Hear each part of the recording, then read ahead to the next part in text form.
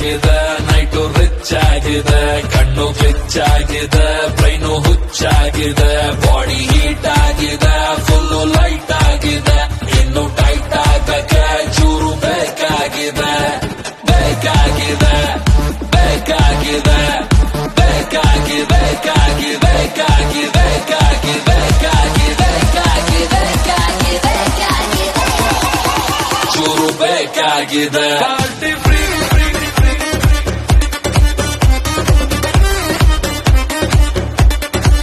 party free